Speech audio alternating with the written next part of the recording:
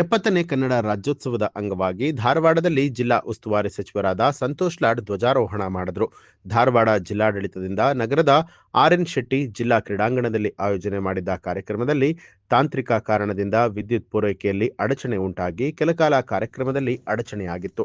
1 ತಿಂಗಳ ಮೊದಲೇ ಪೂರ್ವಭಾವಿ ಸಭೆಯನ್ನ ಜರುಗಿಸಿ ಹುಬ್ಬಳ್ಳಿ ಧಾರವಾಡ ಮಹಾನಗರ ಪಾಲಿಕೆಗೆ ಕಾರ್ಯಕ್ರಮ ವೇದಿಕೆ ಅಲಂಕಾರ ಮತ್ತು ಕಾರ್ಯಕ್ರಮದಲ್ಲಿ ಧ್ವನಿವರ್ಧಕ ವೇದಿಕೆ ಸಿದ್ಧತೆ ಈ ರೀತಿಯಾದ ಜವಾಬ್ದಾರಿಗಳನ್ನ ಕೊಡಲಾಗಿತ್ತು. ಆದರೂ ಕೂಡ ತಾಂತ್ರಿಕ ಕಾರಣದಿಂದಾಗಿ ವಿದ್ಯುತ್ ಪೂರೈಕೆ ಸಮಸ್ಯೆಯಾಗಿ ಕಾರ್ಯಕ್ರಮದಲ್ಲಿ ತೊಂದರೆಯಾಗಿದ್ದು, ಈ ಕುರಿತು ಪರಿಶೀಲಿಸಿ ಸಂಬಂಧಿಸಿದ ಪಾಲಿಕೆ ಅಧಿಕಾರಿ ಮತ್ತು ಅಭಿಯಂತರರ ಮೇಲೆ ಶಿಸ್ತು ಕ್ರಮವನ್ನು ಜರುಗಿಸಲಾಗುತ್ತೆ ಅಂತ ಹೇಳಿ ಜಿಲ್ಲಾಧಿಕಾರಿಗಳು ಪ್ರಕಟಣೆಯಲ್ಲಿ ತಿಳಿಸಿದ್ದಾರೆ.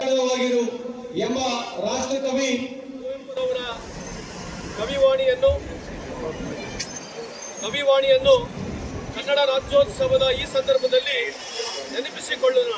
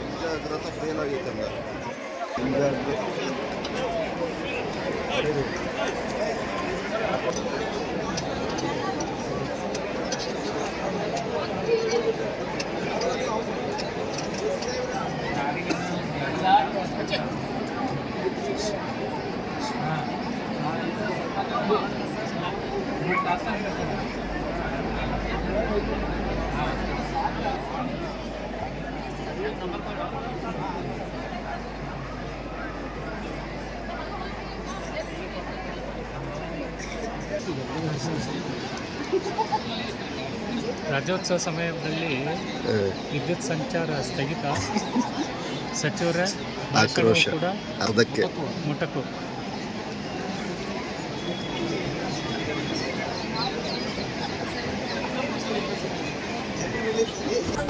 ನ್ಯೂಸ್ ಅಲರ್ಟ್ ನಿಮ್ಮಿಂದ ನಿಮಗಾಗಿ.